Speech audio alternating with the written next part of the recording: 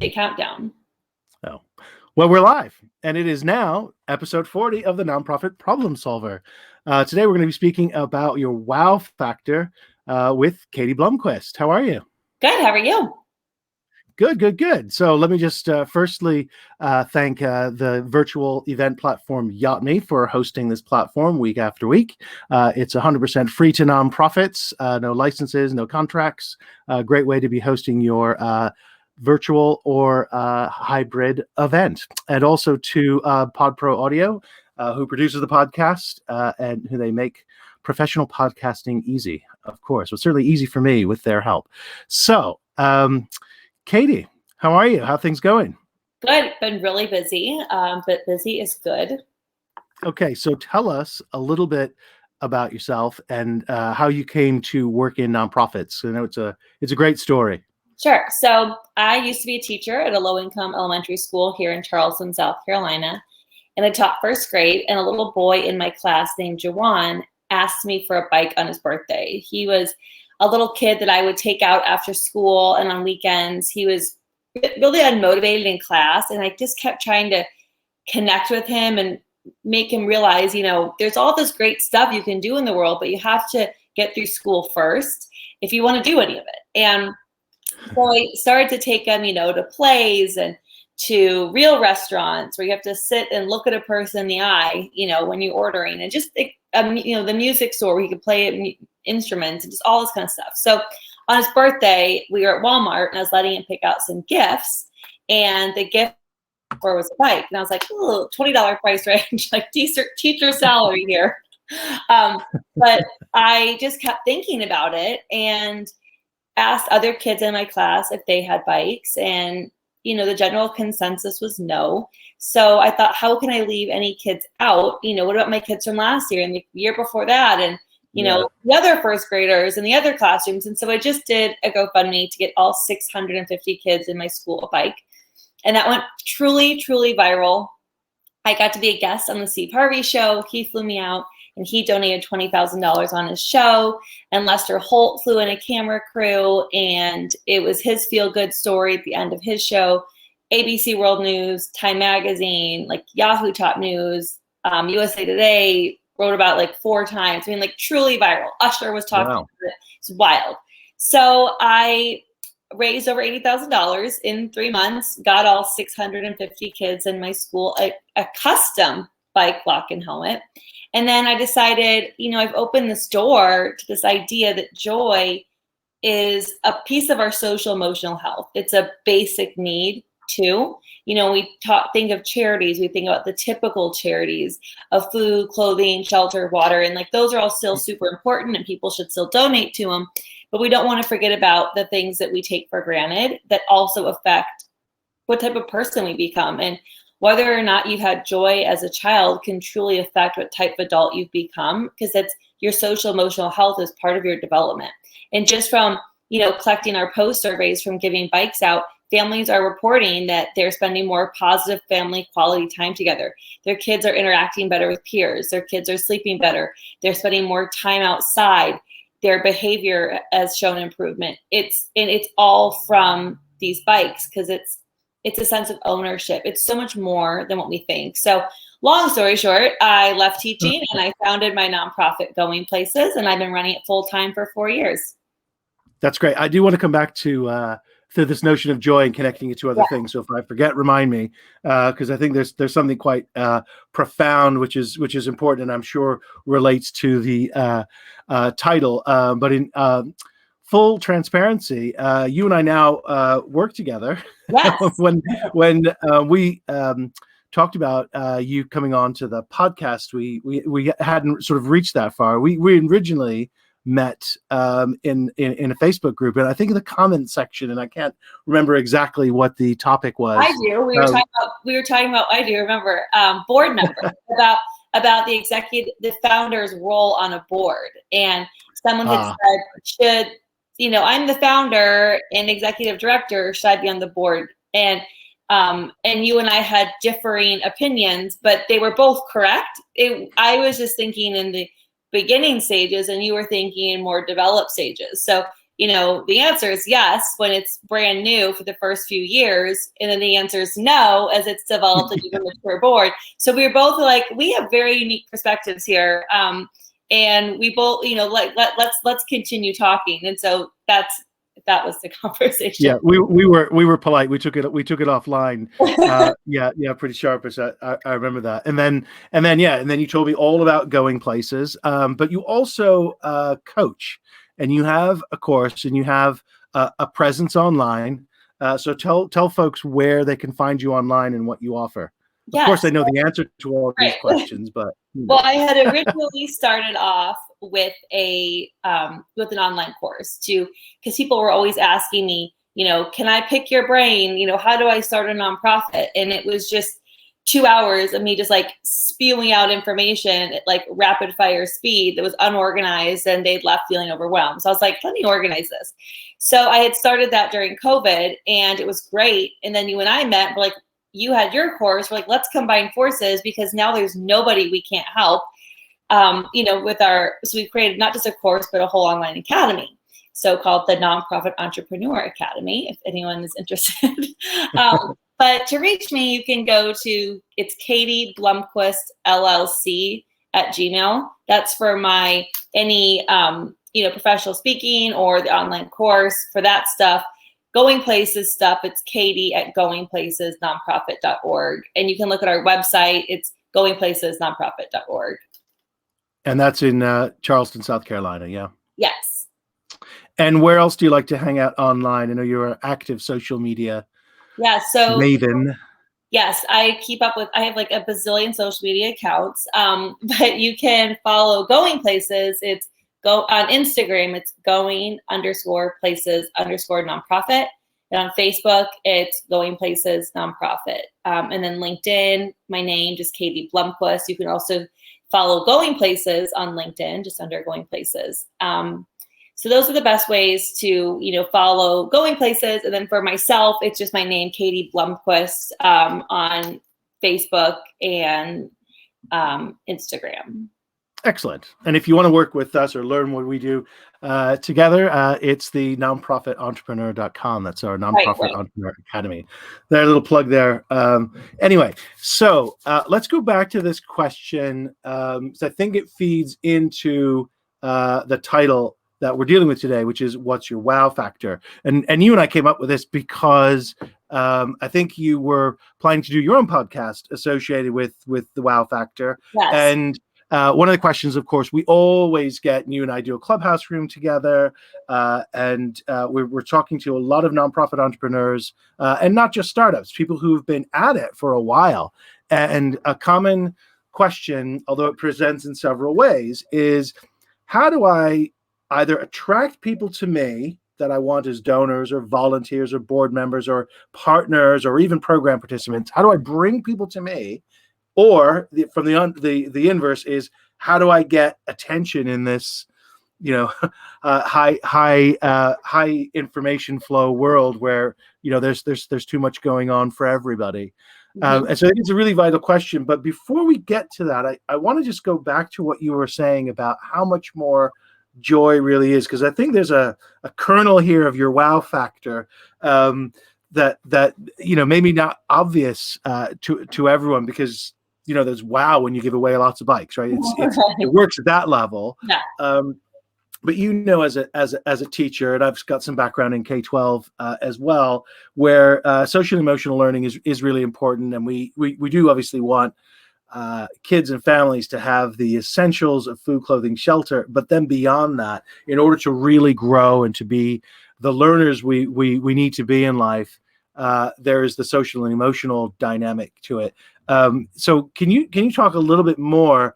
I know you're trying to skate over it just in the introduction, but just talk a little bit more about what you've seen, the impact of something as straightforward and tangible and concrete as a bike, and then this profound connection to the social and emotional development of a child. Yeah. So with the bike, initially, oftentimes when I give presentations, people, I kind of feel like, initially their reaction is, okay, well, the bike is nice, but there's more important things I should donate to. And it's, but then when I explain it, they completely change their tune. Like, oh my gosh, I never thought of it that way. It's not just this toy. It's not the newest hoverboard or video game or whatever's like trending and cool that we're giving to kids.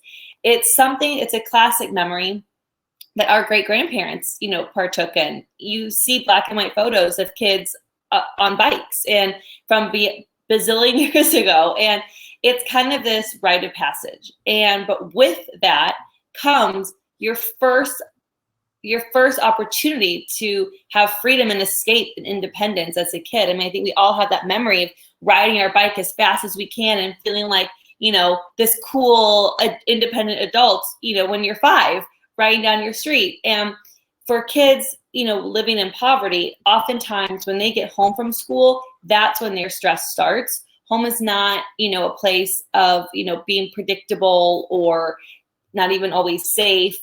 Kids start showing, having been used to be a Title I teacher, kids would act up, getting closer to Christmas break or a long weekend because they had anxiety about having to be at home because it's not a predictable routine. And the bike gives them that freedom and escape, even if it's for a few hours. And it's something to own a value when oftentimes these kids don't even have a bed they can call their own. They have nothing that's truly theirs, a place to just go and be by themselves, decompress, or anything to be prideful over that's of any sort of value. A lot of stuff is hand-me-downs or they share it with other kids in the house.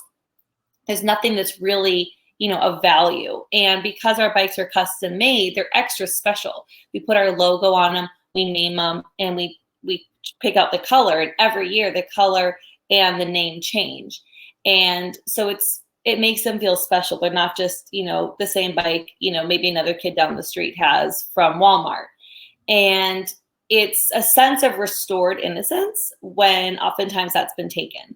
So, a lot of these kids have been through things, you and I could never imagine, and they're 8. And so having, when I get on a bike as an adult, I instantly kind of feel like this kid again for a minute. You kind of riding around a few circles and, and so to give a child that opportunity to actually feel like a kid, when a lot of times it's kids taking care of kids. It's the 5th grader making the meals and making sure the 7-year-old is up to get on the bus in the morning. So it's just giving them the opportunity to have just that sense of a childhood again. So it's so much more. Once I explain that, people are like, oh my gosh, you're right. And then it's the obvious of exercise, which I don't even talk about because it's the obvious, for the social emotional benefits of it.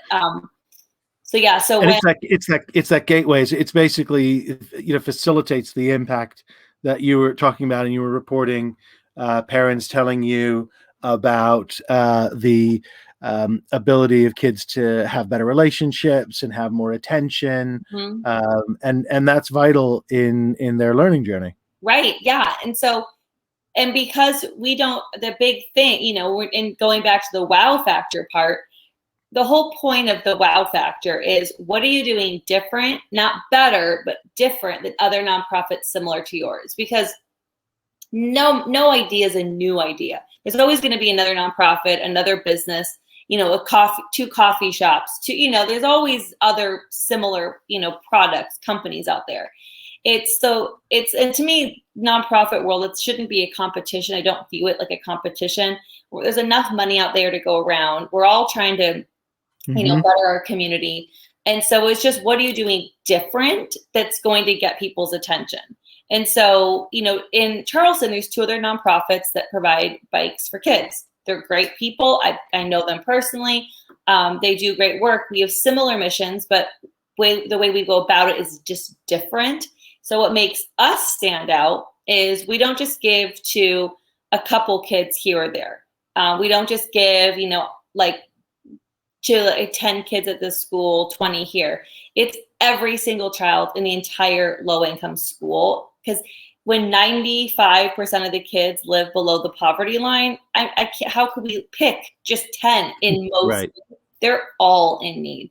And I'm not going to leave anybody out. So we give it, that's the wow factor. We're getting to 400, 600 kids at once. And our bikes are custom made. They're not just, bikes from Walmart yeah, that would be probably a lot cheaper. If we worked a deal with Walmart, and we could probably get them for $50. But the wow factor, it's also a marketing thing. I mean, that's what makes us stand out. And you're not going to remember seeing 5 kids ride down the street on some random Walmart bikes. But people text me years later, like, oh my gosh, I just saw a kid on one of your bikes. They know what our bikes look like because they have our logo on them. It's a great way to offer sponsorship to companies and put their logo on them. And they stand out and they're really cool. And those photos of seeing 600 bikes that are all a neon color, neon green and white, you remember that. And that makes you say, oh, wow. And so it makes us stand out and it makes the bike special. And so those are the things that we, do to stand out against the others. And it makes us really memorable. So when I, am coaching people, the minute they start, their nonprofit, I say research other nonprofits similar to yours in your area, and what are they doing? And what are you going to do that's going to be different and stand out? And so how do you articulate the wow factor for going places? Now that we know what it does and why you do it and how you do it and special, how do you capture that? Sort of like how I say our bikes are custom new. New custom bikes. And we give them to every single child in the low-income elementary school at once. So those are kind of the wow factor. Let me just unpack that a little bit. The wow factor isn't a slogan necessarily. It's not, just a clever play on words. It's not like that sort of pure advertising or marketing approach. You're talking about a wow factor that's got some depth and richness to it that's a conversation starter, that it's about, it points to who you are in terms of your identity as an organization, but also could be how you do it in terms of, in your case, we're giving to every kid in the school. Or whatever it is that is different can be captured as part of your wow factor. Is that exactly fair? Yeah, it really needs to be a huge part of your nonprofit's identity, and it needs to be talked about every single time you talk about your nonprofit. That needs to be worked into your 30-second elevator pitch. So it's not a formula as such, but on the other hand, it's really easy if you can talk about, and I assume every founder, executive director, or leader, or even you would hope board members too, in a nonprofit can explain what's different or special about their nonprofit, and that's really what their wow factor is. It is, but the thing is, most people, there's a couple different homeless charities in town and animal charities in town, and I know they're all great organizations, but I don't know what the difference between any of them is, and I feel like people as a donor, we should know what is the difference. Like, what do you do? What's your big thing that you're doing that's different than the others? Like I said, it's not what makes you better. It's just different. It's, two different, like I said, 2 different coffee shops. You want to know what's, are they identical? Like, what's different about them? Oh, this one offers pastries and this one offers, a whole breakfast menu. Like, just what's different. So I think that that's a huge thing that a lot of nonprofits are missing in their marketing, because that is what gets donors. People get excited about big things and they want to be part of it. They want to be part of something that they feel excited about. And when you say, this is what we're doing different, and you make it it doesn't have to be big on the scale of like our big we're giving 600 bikes, but make your difference a big deal. And people like to be part of that. And because it's exciting, there's an energy behind a wow factor.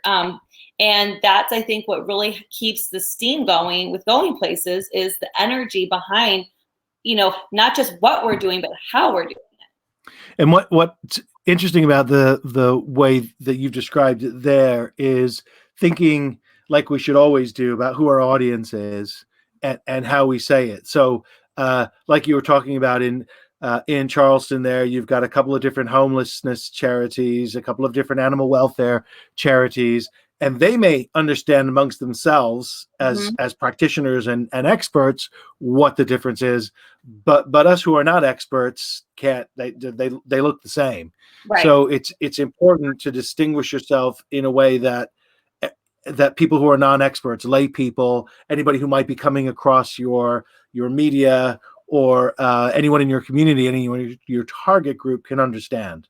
Yep, exactly. I just think it's a huge thing a lot of nonprofits are missing. And that's why when I start my podcast, that's what it's going to be focusing on. And it's going to be called Not Just Another Nonprofit. And it's all about, what is your wow factor? And so I want to interview people that run nonprofits all over the country and talk about, what are you doing differently than others in your area? And I think that will get a lot of other nonprofits thinking like, oh my gosh, we haven't really defined that. I don't know, how are we different? And really make people rethink, how they're marketing themselves. Yeah, I think that would be really, really useful, and will force some people to think through, what it is that they do, why it is that they do what they do. Because you mentioned homeless and animal welfare, and we'll pick on those two. Those do tug at the heartstrings. There's lots of work to be doing. Let's face it. And so we've come across, you and I, lots of nonprofit entrepreneurs who are looking to get into business in that area, but they don't necessarily have a distinction that will help them attract attention. Right. Yeah. I mean, those are huge undertakings, topics and areas of need. So we need lots of nonprofits that focus on those, because one can't help everybody. So we need lots of them, but they can't all be doing the exact same thing. I'm sure one of them focuses on, rehabilitation, and one on finding them jobs, and one on, place to sleep. And, I'm sure they all have these different areas of focus, but as a donor, maybe I feel mostly passionate about the rehabilitation part, and so I should just automatically know, oh well, this is the one I should be donating to. It's just people feel more connected and inspired by different parts, and so I just think that if nonprofits are doing themselves a disservice by not really highlighting what they're doing, what their big thing is. But I think, again, here, you're something that could be missed. So I want to draw some attention to it, is this question of difference. So again, we'll pick on homelessness. So you're right. There's lots of things you could do. You could talk about, single night shelters, getting people off the street, dealing with substance misuse or employment issues, or trying to do more permanent accommodation. There's so many different types of interventions and types of services just for the homeless. But the point I think you're making in terms of difference and audience is that it's not just your area of focus, it's how you are different to others in your market who your audience may also be coming across. Yes. So if you're in a community of potential donors, for example, or board members or volunteers who are going to be faced with 3 organizations that all allegedly do similar thing, you need to distinguish yourself from those other 2 for this particular audience. Right. And make whatever that difference is your wow factor. A wow factor is what makes you stand out. When I explain it to people, their reaction is always, for me, it's, oh, wow. They literally say it. And so whatever you're doing differently, I want to hear something that's big about, you got to really make it your thing, make people, even if it's something small, make it big. And like I said, it doesn't have to be in the numbers, like the quantity, like Going Places is with the, every kid in the school is getting a bike, but also the media, they aren't going to just keep showing up to the same small thing. People need to be interested, and it needs to capture attention.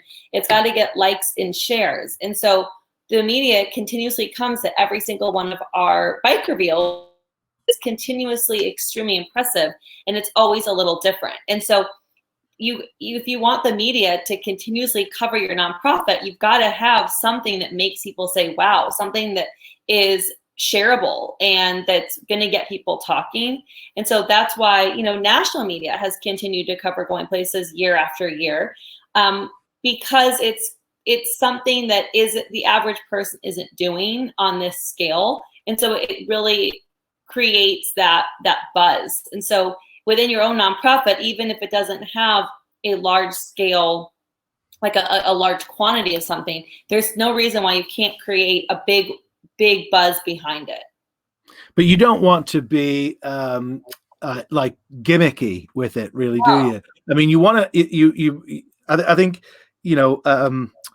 it's important that it's not seen as just a way of attracting attention for its own sake. That cool. It's got to be, it's got to be mission directed. And I mean, if that's the case, your nonprofit's not going to last very long because people will catch on quickly and you'll get no donors. So right. I think that all goes into how you speak about it and the genuine and the people can tell when you really care about it. But I mean, you got to be frank, though. You have to get attention if you're going to get donations. If no one knows you exist, no one's going to donate to you. So, it is very important with your nonprofit to have a big media angle. That doesn't change the mission or the reason behind it or anything. It doesn't take away from the genuineness of the nonprofit. But you've got to get people talking. I mean, that's how you get money coming in. Yeah, and I mean, one of the things I do love about this is the tie to the entrepreneurial spirit and new ways of solving old problems, and without doing a disservice to our sector, we have to accept that nonprofits, however much money they've raised from grants and donations and what have you, the social problems we're trying to address still largely exist in many ways. We sort of got rid of them, have we? No. So we do need to continue to innovate and to learn about ways of doing things. And it doesn't mean that you innovate or evolve away from something that seems to work, but you can grow. And you need. It seems to me that this idea of searching for a difference, if you don't already have one or haven't been able to articulate it, offers the opportunity to really think through how can we address this problem in a way which perhaps hasn't been tried in our community before. Maybe it works in another community, but we haven't tried it here, and we'll try it. But the idea that it's linked to innovation and can evolve over time, I think, is also, that's true, right? You're not saying you have a wow factor and then that's stuck in, fixed in stone for the next 5 or 10 years. Right. Yeah. And it's not just have a wow factor. The whole point of the wow factor isn't just to get the media attention. It's to be different. It's to do something. It's not, you don't want to reinvent the exact same wheel and repeat something that's already being done. You want something different, but that's what is going to make you stand out. So it all kind of goes hand in hand for sure. And, think about an area that other nonprofits aren't touching. For us, it's like we can reach so many more kids with our bikes by fundraising for whole schools. Instead of just 10 here, 20 here, we're able to get hundreds and thousands of kids every year a new custom bike. And it hits all those areas of this, freedom and escape, sense of ownership, innocence. It hits all those areas. And think how many kids we're affecting. Think, kids who never had talked about their families before, back when I was teaching, all of a sudden, once they got their bike, talk about their parents every weekend. What'd you do last weekend? Oh, my mom and dad and I took my bike to the park. So all of a sudden it was creating family time that didn't exist. So, because of our wow factor, it was thousands of families were experiencing these changes then instead of just a small amount. So when, you haven't thought about, oh gosh, what are we doing different? Think, well, what could we be doing that no one else is doing? Like what area is not being addressed that needs to be addressed, and that can be our wow factor. That's what we'll do that's different. Yeah, and you want that difference, as a nonprofit entrepreneur or social entrepreneur, however you want to say it. We want to address that that problem. We want to create that fix in our community in a different way, but we also want that fix to succeed. We might have to try it a few times. And so you've found, for example, that the whole school bike giveaway as a wow factor has been successful. So you've gone from school to school, but it's also allowed you to evolve your programming without losing sight of that original wow factor. What other things have you been able to do besides the bikes? So we have 4 programs. We put all of our money in fundraising into the bikes. It's what I spend 97% of my time on. The other programs are more volunteer-led, and they're product donation-based. So we actually today, after I'm done with you, I'm going and we're handing out what we call our bundles of joy. And they're gift bags full of fun activities for the families to enjoy together over summer to create positive family time. Because again, like I said before, like our bikes were creating time with families that they didn't have before. A lot of families in poverty, they don't know how to spend positive time together. They don't have a car, maybe. They don't have money. The parents themselves weren't raised in a family that did things together. And so they don't know what to do. But when you give them something, I find that they're happy. They're thrilled to do it together. So these bags have different card games, puzzles, books, chalk, Jenga, what else? A bunch of fun activities, coloring books, things they can all do together. And so we have that. And then we also give out Halloween costumes. So people donate. Oh, and the bundles of joy, we just created an Amazon wish list and people bought items off of that and sent it to us. Right. And that was really easy for people to do. Our Halloween costumes, people donate. Your kid wears their costume once for 2 hours and then never again. And it sits in a closet in a bin that builds over the years. So people donate to us those costumes, or they let their child pick out a new costume as they're picking out their own, for one for themselves and one for a child that can't afford one. And we usually collect about 1,000 of them and we put them on clothing racks and we go into the low-income schools on the big dress up day. And any kids not in costume get to come pick one out. And then we have one where we partner with a local business and we surprise the whole staff. So not just teachers, but day porter, kitchen staff, front office. And we surprise them with whatever this company's product is as a gift of joy. So it can be tickets to the local baseball team. It's new items of clothing. It's coffee. I mean, I've seen people actually cry over a cup of coffee because it is such high stress in these low-income schools. Yep. I had a first grader bring a steak knife to school to stab somebody with. I mean, that's the level I'm talking about. And we have to evacuate the classroom sometimes several times a day because kids were being so violent in it. So it's that level of stress, and just the littlest treat I find can really shift a person's day. So we also have that program. And then we're going to be launching probably next year Christmas trees. Wow. Okay. So what I love about all of them, just to hear you talk about it, they sound like, natural extensions to this original idea, right? Because they're it's like a consistent theme. But you've created a model that that exemplifies the wow factor that you can then use to create new programming. And I think that's an amazing advantage. If in order to help expand programs, if you needed new ideas for a grant application, for example, you would have no difficulty coming up with something which is consistent with the wow factor, because it just becomes part of your identity. That's right. But all of those things we don't really put any money into, except for maybe the donation bins. We'll get like a low level sponsor, $250 to help with the donation boxes. They look like Toys for Tots boxes, but they have our big poster on them, and we have 20 of them like all over town. So we spend very little money, a few $100s on each program, just for some basics. But it's, I have volunteers and interns that pretty much help run those, because my laser focus is fundraising for the bikes. That's what we track data on. These other things are just parts that add to our social emotional health and just basic joys. A lot of these families don't have Christmas trees, so they would be, a fake tree and ornaments, like things people could just donate and buy and give to us. Those aren't things we're going to actually fundraise for, but they're really popular programs because everyone else, these are all basic things we've all had our whole life. And then when someone tells you, hey, families don't have Christmas trees. Like I have been in some of these homes and they have the most sad Charlie Brown type tree sitting on like a table. And that's what they sit around on Christmas morning. They don't have like huge trees. And so those trees are expensive. I mean, really expensive. And so this is just a great way to help bring more joy into a family's home.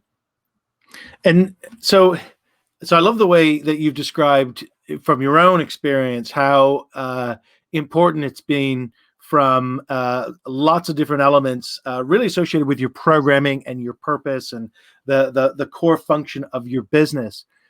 Can you talk about other ways in which the wow factor has been helpful? Has it helped you, for example, attract volunteers or board members or other people to you, and maybe even help with their onboarding for on the day to volunteer?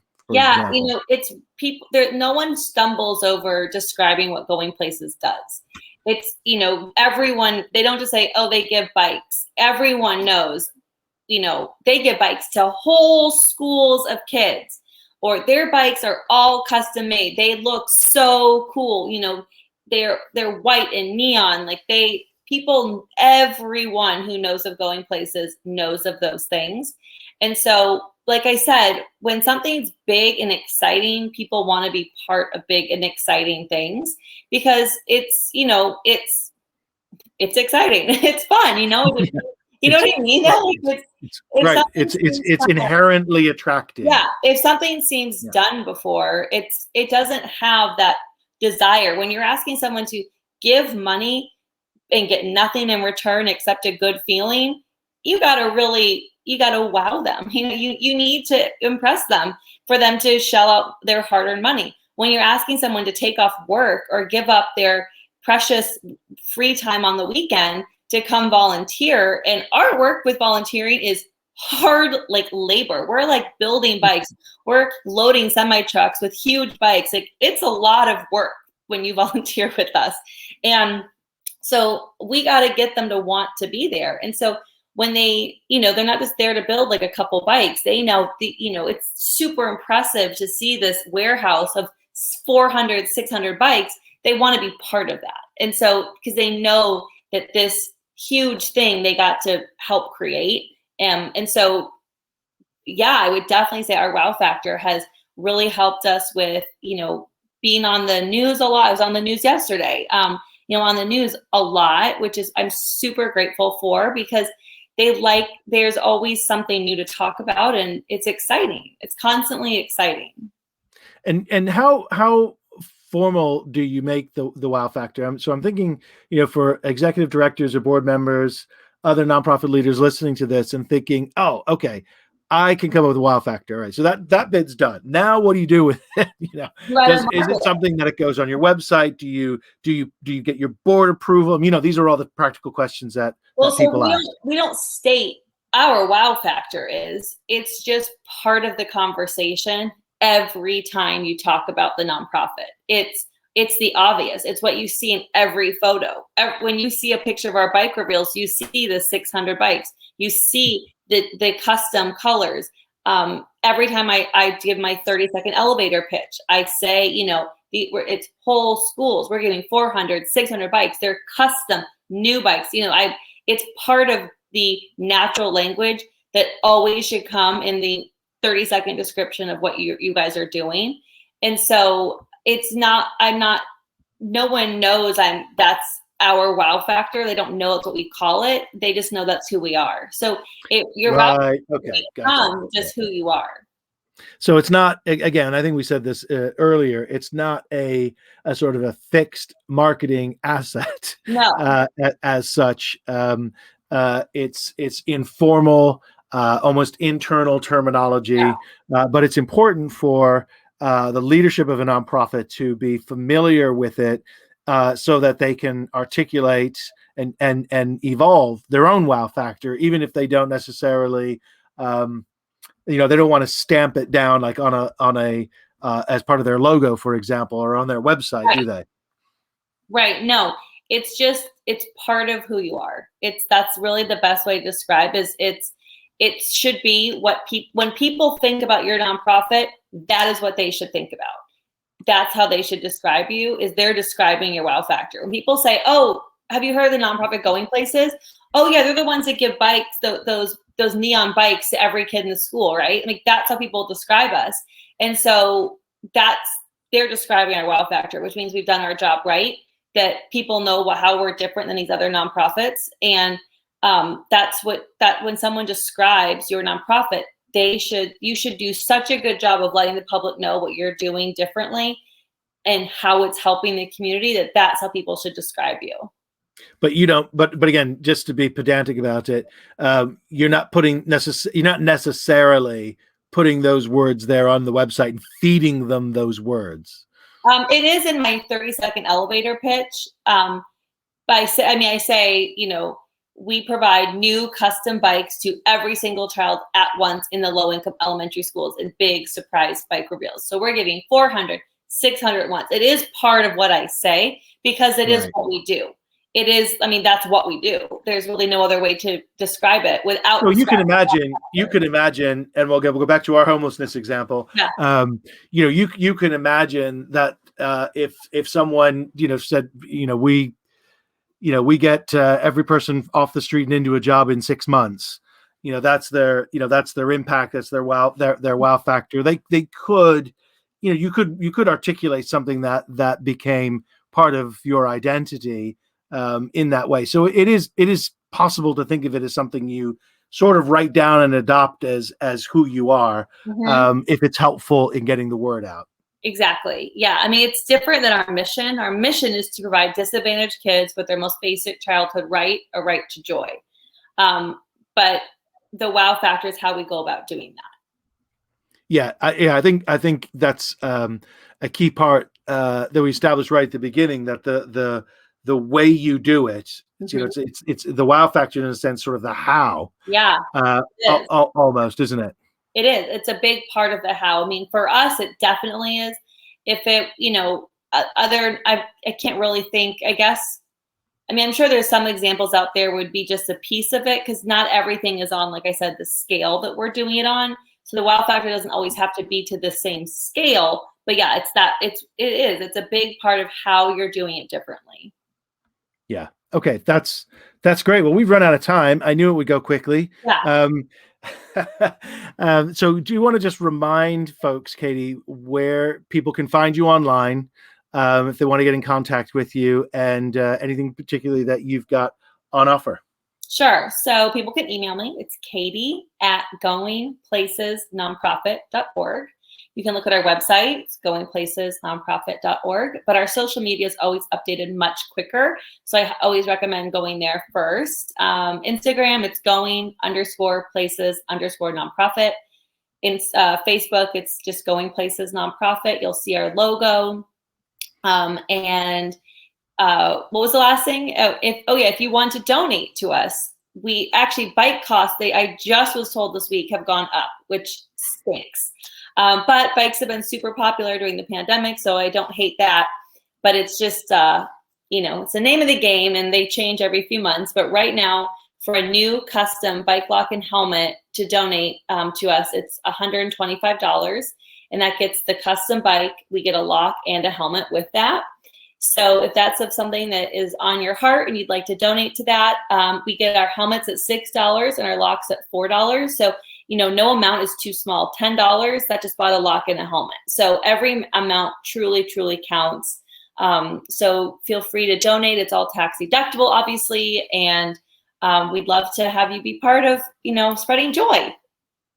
Excellent. Okay. Well, thank you so much for joining us. Good luck with your podcast. We'll be sure to promote it when it's available. I know it's been in plannings in the works for some time. I know. It's that my goal was by June, but in the past 4 weeks we had a gala, had too many bike reveals, our bundles of joy, and I'm moving apartments. So I've been really, really busy. So my goal is this summer I'm going to get that up and going. And we did, in full transparency again, you and I did Our joint academy, Yeah. Nonprofit Entrepreneur I've been working on Academy, that. nonprofitentrepreneur.com. Yeah. Right. Okay. Well, thank you so much. This has been episode 40 of the Nonprofit Problem Solver podcast. We're here every Wednesday at 11 a.m. Eastern. That's 8 p.m. Pacific, here on the Yacht.me, the virtual events platform, brought to you by them and by PodPro Audio, making professional podcasting easy. We'll see you next Wednesday. Thanks, everyone.